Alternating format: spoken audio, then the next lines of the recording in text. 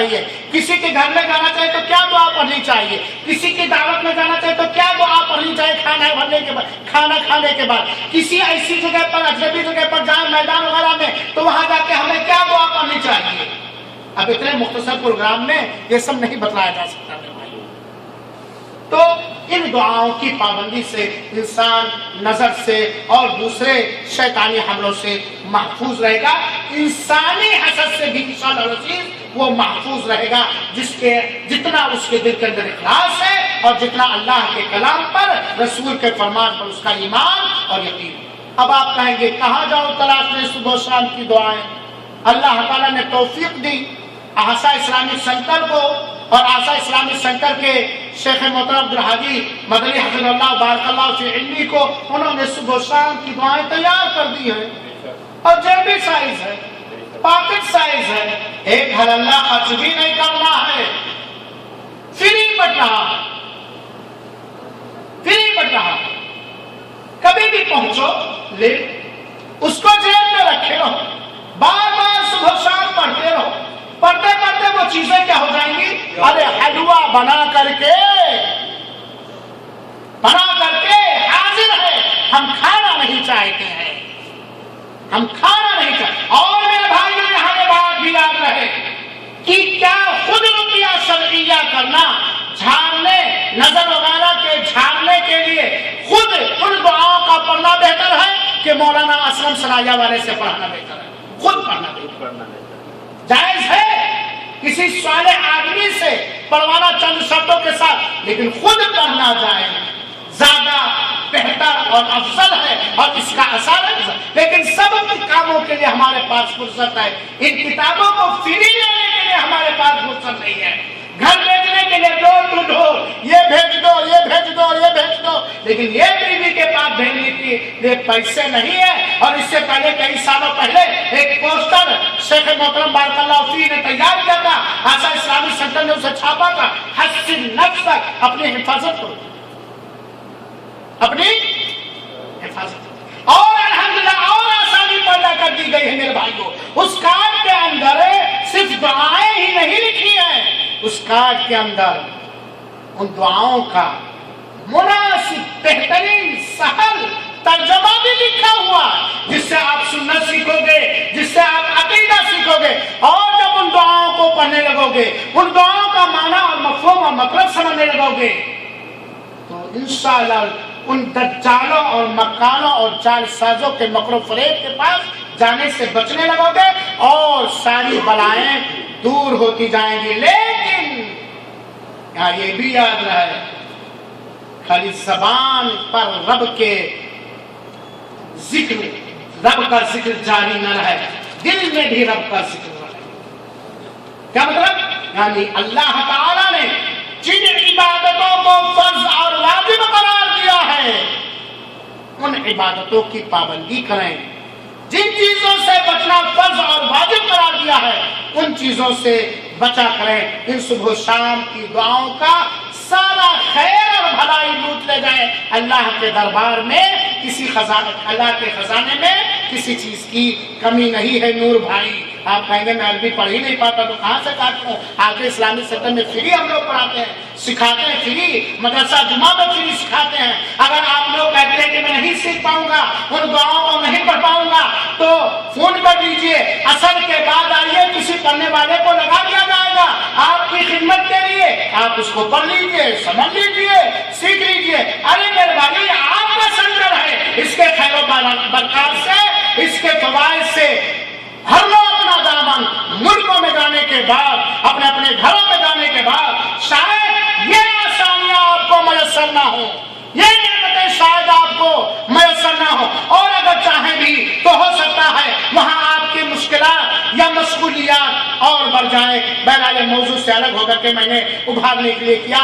اللہ تعالیٰ نیتوں میں اخلاص کا فرمائے, ہم سب کے ہر نعمت جو دی ہے برکت کا فرمائے. میرے بھائیو ساتھیو, کسی صالح مومن آدمی سے, کسی صالح مومن آدمی سے جھاڑ پھونک کروانا جائز ہے, شرط یہ ہے کہ وہ ان چیزوں کی پابندی کرے. یہیں سے یہ بات بھی, کسی بدعمل یا مشرک اور کافر سے جھاڑ پھونک نہیں کروائیں گے۔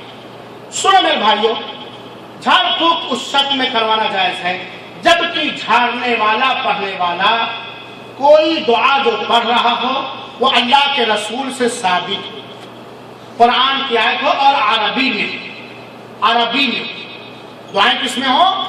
عربی میں ہو، ساتھ ہی ساتھ وہ دعائیں صحیح حدیثوں سے ثابت بھی ہو، یا کوئی چیز غیر عربی میں پڑھ رہا ہے تو وہ سمجھ میں آنے والی ہو،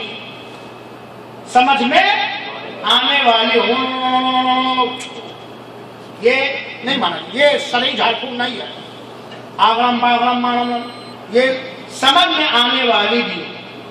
تو کیا شرط ہے؟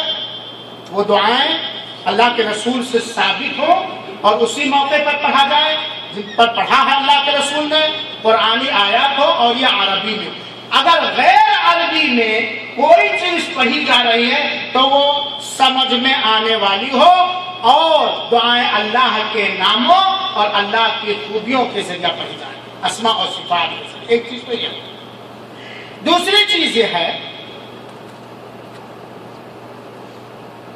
کہ جو پڑھ رہا ہے ان دعاؤں کو یا جس پر پڑھا جا رہا ہے، دونوں کا یہ عقیدہ ہو کہ بذات خود یہ دعائیں بیماری یا نظر کو نہیں دور کریں گی۔ کون دور کرے گا؟ اللہ۔ بذات خود یہ دعائیں نہیں دور کریں گی اور نہ اس کے اندر اچھائی پیدا کریں گی بلکہ اللہ پیدا کرے گا۔ یہ شرط علماء کرام نے ذکر کیا۔ ایک تو کہ اللہ تعالیٰ کے کلام کے ذریعہ، اس کے اسماء و صفات کے ذریعہ جو دعائیں یا آیتیں ہیں وہ پڑھی جائیں گی، عربی میں ہو یا اسی زبان میں ہو جو سمجھنے والی ہو، اور جس پر پڑھا جا رہا یا جو پڑھ رہا ہے وہ یہ عقیدہ رکھے کہ بذات خود یہ دعائیں اثر انداز نہیں ہوتی، اللہ جب چاہے گا تب اس کا اثر اس میں اثر ڈالے گا اور یہ چیزیں پیدا ہو، یہ بیماری دور ہو جائے گی۔ اور اس کی بہت ساری دلیلیں ہیں۔ کسی دوسرے سے جھاڑ پھونک کروانا اگر یہ شرطیں پائی جاتی ہیں، کیونکہ اللہ کے اس سے پہلے حدیث گزر چکی ہے کہ اللہ کے رسول اکرم صلی اللہ علیہ وسلم حکم دیا کرتے تھے کہ کوئی جھاڑ پھونک کرنے والا لے کر کے آؤ، اور اللہ کے رسول اکرم صلی اللہ علیہ وسلم نے رقیہ شرعیہ کرنے کی اجازت دی ہے نظر کی بیماری میں، یا اسی طریقے سے کوئی چیز اگر ڈنک لے، یا اسی طریقے سے بازو بغل وغیرہ میں کوئی آبلہ یا بغل کی جو بیماری خاص ہوتی ہے جس کو عربی میں نملہ کہا جاتا ہے، اس کی وجہ سے اگر کوئی بیماری ہے تو ان بیماریوں پر جھاڑ پھونک کرنے کی اجازت بھی اللہ کے رسول اکرم صلی اللہ علیہ وسلم نے کی ہے۔ میرے بھائیوں ساتھیوں، نظر بد لگنے کے بعد علاج کچھ دعائیں جو میں نے سرسری طور پر بتلایا، ایک دعا اور ایک طریقہ اور بسا نظر بد اتنی خطرناک ہے نا، بسا اوقات انسان کو ایسی خطرناک بیماری میں ملوث کر دیتی ہے کہ انسان پریشان ہو جاتا ہے، جیسے مرگی وغیرہ، دورہ وغیرہ، کینسر وغیرہ، اور اعضاء و جوارے کا شل ہو جانا۔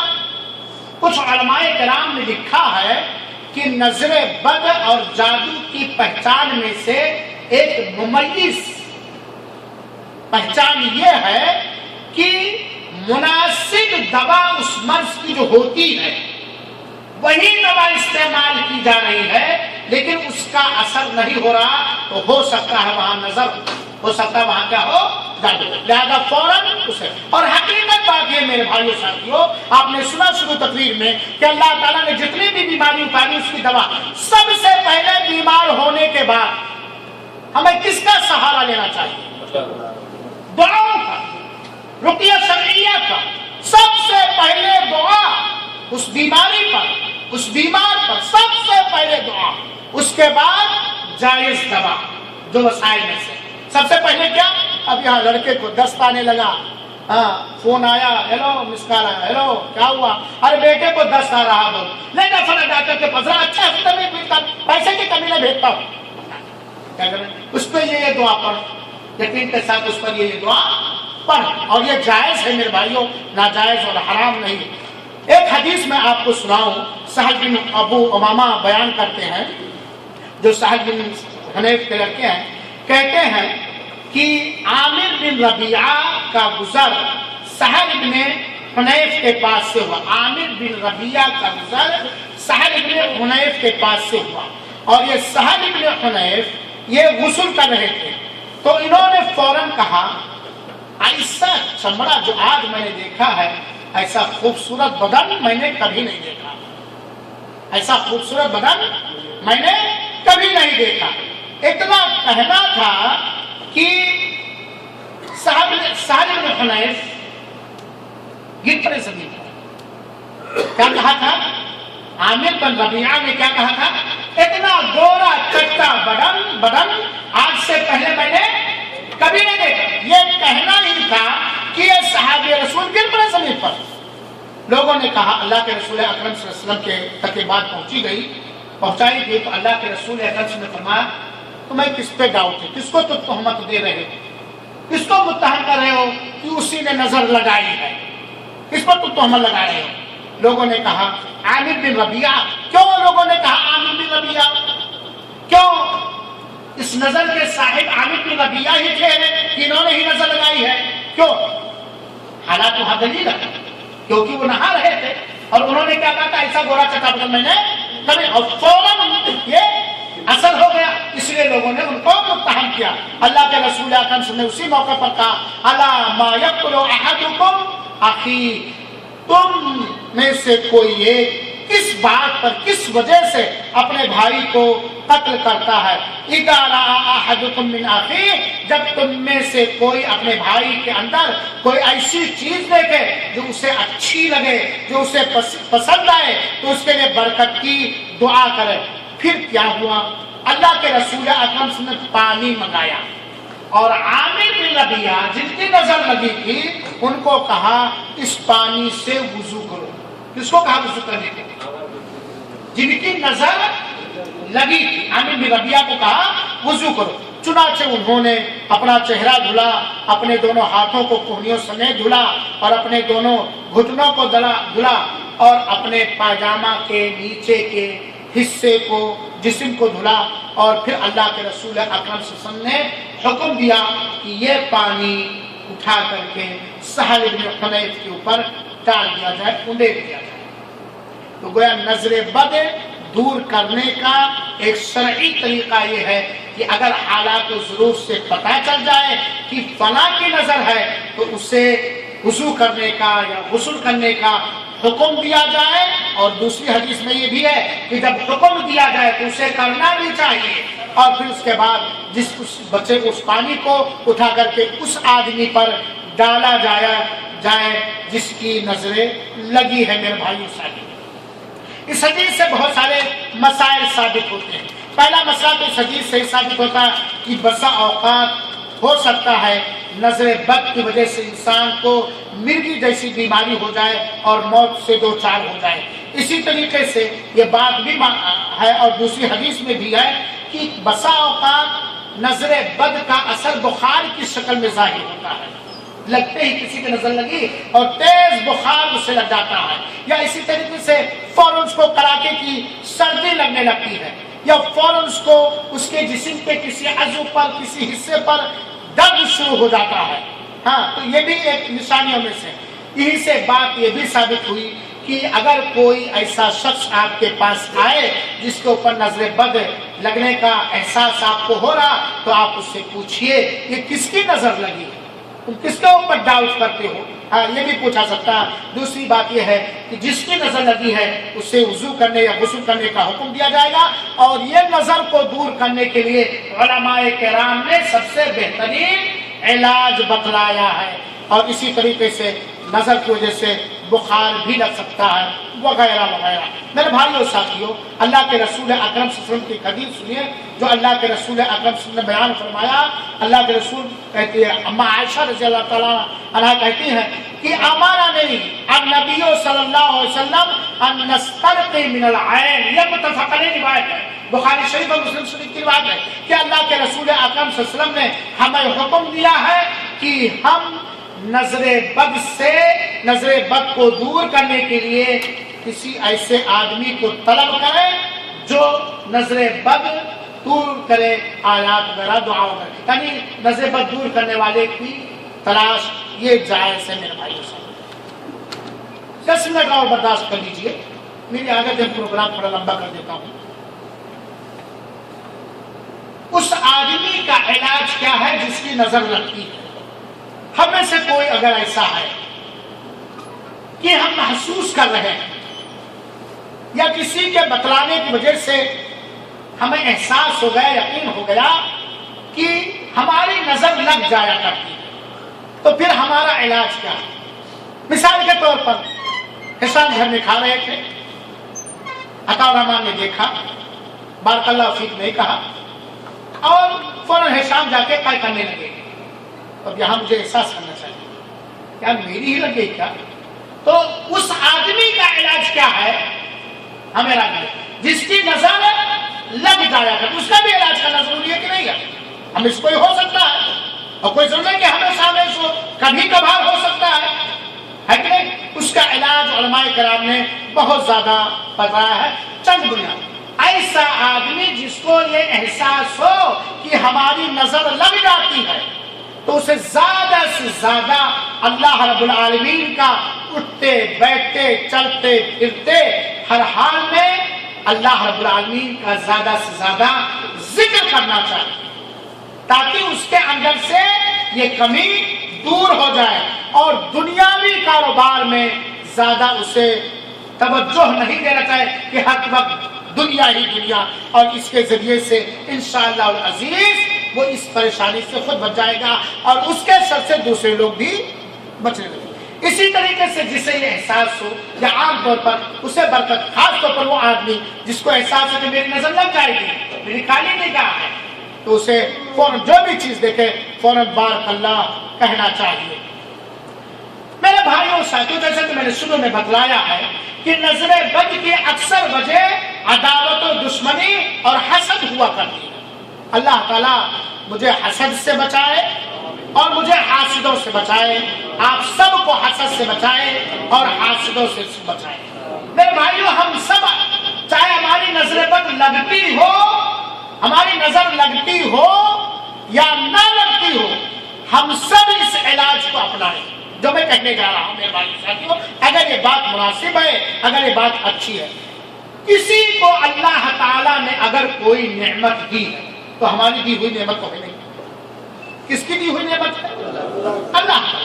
اللہ تعالیٰ نے اس کو یا آزمانے کے لیے یا اس کی نیکیوں سے خوش ہو کر کے یا اپنی طرف سے انعام و اکرام اور احسان کرتے ہوئے اسے نوازا ہے، تو اس پر حسد تو کریں، ہم اس سے نفرت تو کریں، اس نعمت کی بنیاد پر اس سے ہم عداوت تو رکھیں۔ اگر کوئی شخص کسی کی نعمت پر حسد کرتا ہے تو وہ اللہ سے مقابلہ آرائی کر رہا ہے، وہ اللہ تعالیٰ سے کیا کر رہا ہے؟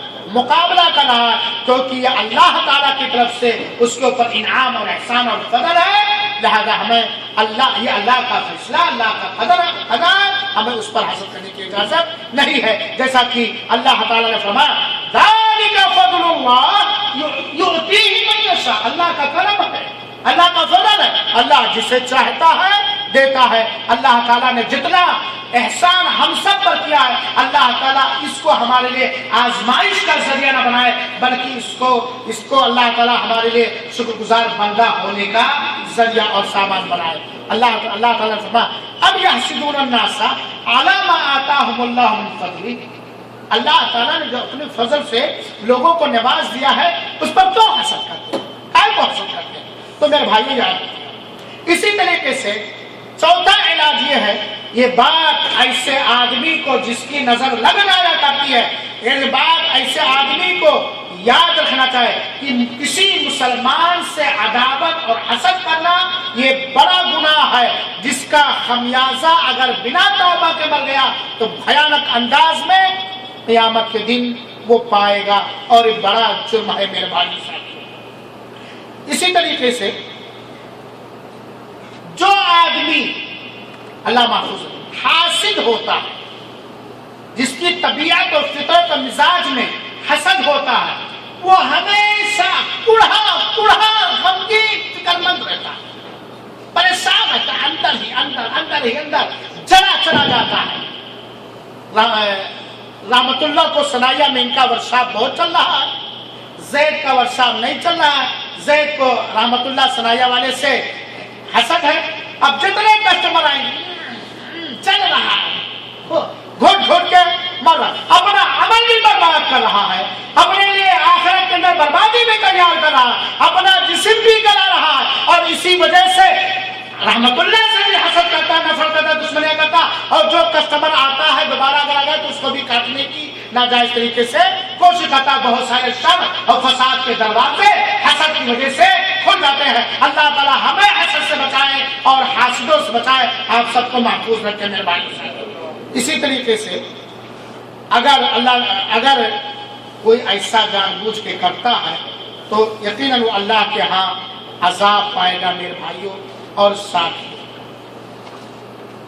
नजर जैसी परेशानी को दूर करने के लिए दज्जालों के यहाँ, मक्कारों के यहाँ, अय्यारों के यहाँ, गैर मुस्लिमों के यहाँ, जाहिलों के यहाँ, नादानों के यहाँ बहुत सारे ऐसे तरीके राइज हैं जो बिदाती तरीके हैं, जो मुश्रिकाना तरीके हैं। और एक मुसलमान को चाहिए, और एक मुसलमान मर्द और औरत को चाहिए कि वो हर उस जगह से बचे, हर उस अमल से बचे, हर उस अकीदे से बचे जिसके अंदर शिर्क पाया जाए, चाहे बड़ा शिर्क हो और चाहे छोटा शिर्क हो। हर उस चीज से बचे जिसके अंदर बिदात पाई जाए, चाहे वो बिदात दीन से निकाल देने वाली हो या चाहे वो बिदात नेकियों को खा जाने वाली हो। क्योंकि इस्लाम के साया में शान नहीं है शिर्क करना या शिर्क से ताउन लेना या करना।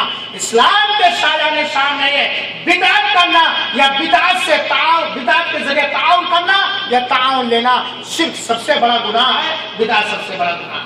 कितनी भी परेशानियां हैं, लड़का मर जाए, बीवी मर जाए, घर जल जाए, चाहे जादू की वजह से, चाहे नजर बद की वजह से, चाहे टोना और टचका की वजह से, लेकिन ईमान न मरने पाए, इस्लाम न मरने पाए, नबी की सुन्नत पर आंच न आने दीजिए।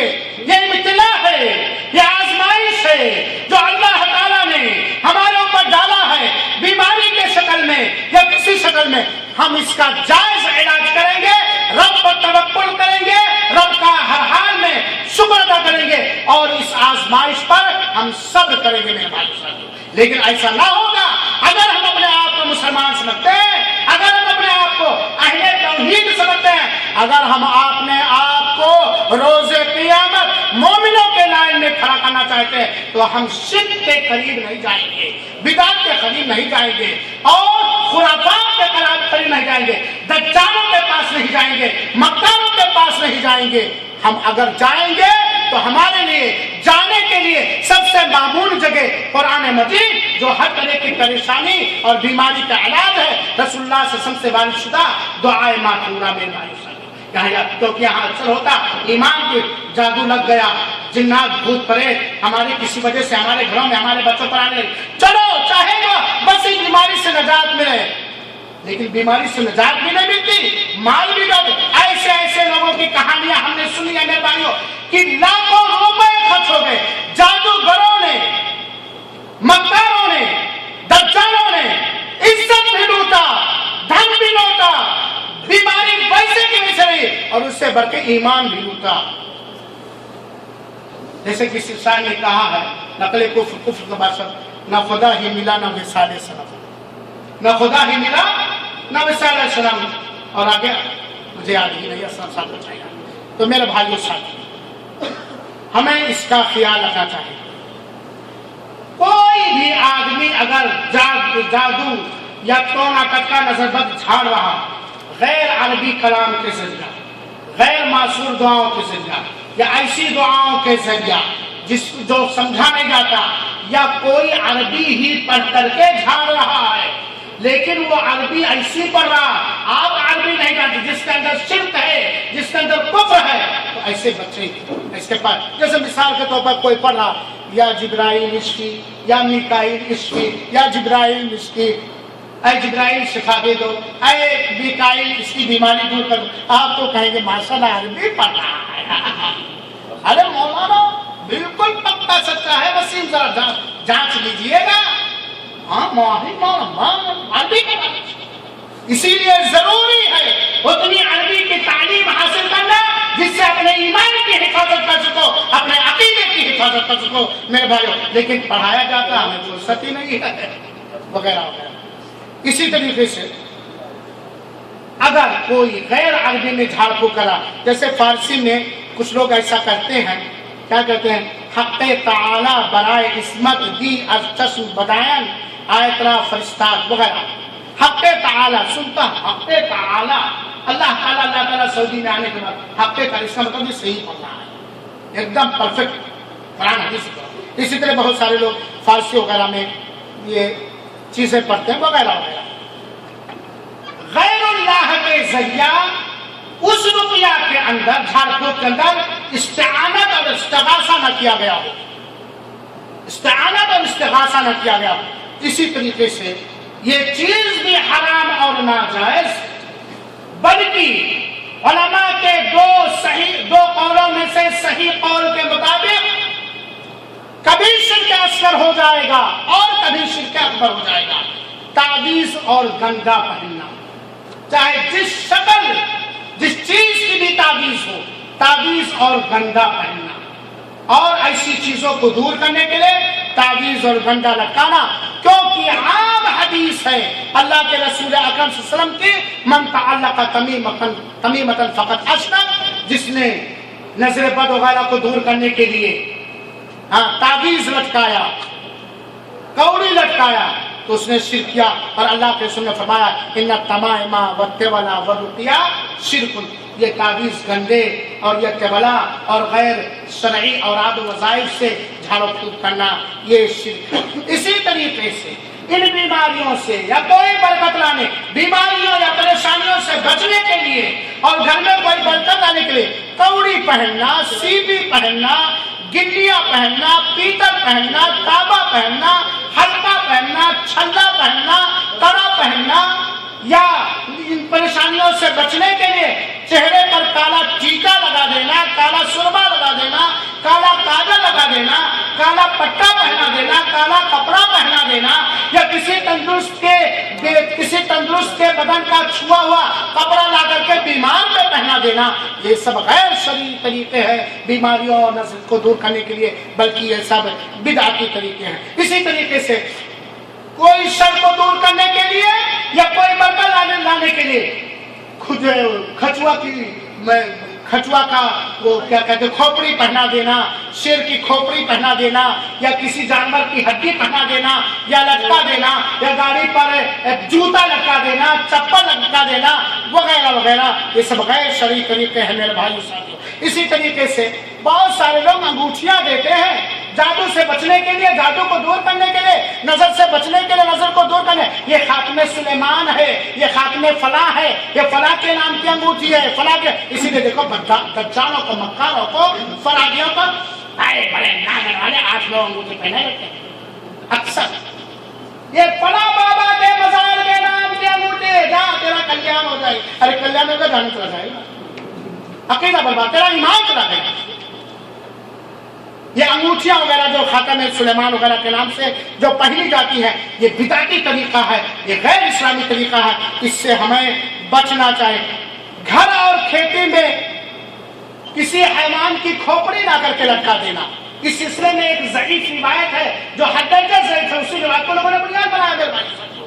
بہت ساری جگہوں پر دیکھتے نہیں، بیل کی یا کھچوا کی یا کبان میں کس کی لا کر کے لٹکا دیتے ہیں، سیپی اور کوڑے وغیرہ بھی لٹکا دیتے ہیں میرے بھائی۔ اسی طریقے سے ایک بدعتی طریقہ اور جان لیجیے جادو کو دور کرنے کے لیے، نظر کو دور کرنے کے لیے، کہتے ہیں جیسے جادو لگے، جیسے نظر لگے، الصلاۃ والسلام علیک یا رسول اللہ کہہ لو، یا نبی کریم صلی اللہ علیہ وسلم پر درود پڑھنے لگو، وہ ختم ہو جائے۔ یہ غیر شرعی طریقہ ہے۔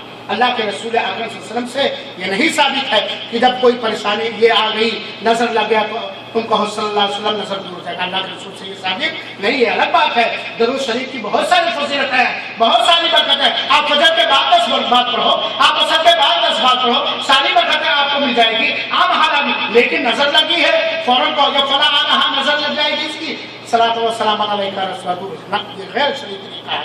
اسی طریقے سے گدنا گدوانا، آپ لوگ دیکھ رہے ہیں غیر مسلموں کے اندر گدنا گدوانا جاتا دو وجہ سے، ایک تو بدعقیدگی کی وجہ سے، کچھ لوگ خوبصورت، کچھ لوگ سحر جادو اور نظر وغیرہ سے بچنے کے لیے بھی لگواتے ہیں، یا بہت ساری جگہوں پر بچوں پر جو ہے یہ کالا ٹیکا وغیرہ لگا دیا جاتا ہے۔ اس کے علاوہ بہت سارے طریقے ہیں۔ وقت لمبا ہو گیا، معذرت خواہ ہوں، اپنی پرانی عادت کے حساب سے میں لمبا کر ہی دیتا ہوں۔ اللہ مجھے معاف کرے، ہدایت دے۔ اللہ رب العالمین سے دعا ہے کہ اللہ تعالی ہم سب کو حسن عمل کی توفیق عطا فرمائے، حسن فہم کی توفیق عطا فرمائے، قرآن و حدیث پڑھنے سمجھنے سمجھانے اور اس پر عمل کرنے کی توفیق عطا فرمائے۔ اللہ تعالی ہماری نظروں میں برکت ڈال دے، ہمیں دوسروں کی نظر سے بچا اور ہماری نظر شر سے لوگوں کو بچا۔ اللہ تعالی ہمیں جادو سے بچا، جادو گنوں سے بچا، سارے مسلمانوں کو ہر جادوگر سے محفوظ کر دے، ہر ایک کی بد نظر سے محفوظ کر دے۔ اللہ العالمین جو تو نے ہمیں ہمارے سارے مسلمان مردوں عورتوں کو دے رکھا ہے اس میں برکت عطا فرما، اس میں زیادتی عطا فرما، اس میں اضافہ عطا فرما، اور ہم سب کو تیرے انعام کا احسان مند ہونے اور اس پر شکر گزار ہونے کی توفیق عطا فرما۔ الہ العالمین تو مختار کل ہے، تو قادر مطلق ہے، تیرے بنا حکم کے، تیرے بنا اجازت کے ایک پتا بھی نہیں ہلتا۔ الہ العالمین اگر تو نے مجھے آزمانا کسی بھی بیماری کی وجہ ذریعہ ہے، کسی بھی ذریعے، تو اس میں مجھے صبر کرنے کی توفیق عطا فرما اور اس پر ہمیں اجر و ثواب سے مالا مال کر دے۔ آمین و صلی اللہ وسلم علی نبینا محمد صلی اللہ علیہ وآلہ وسلم۔ میرے بھائی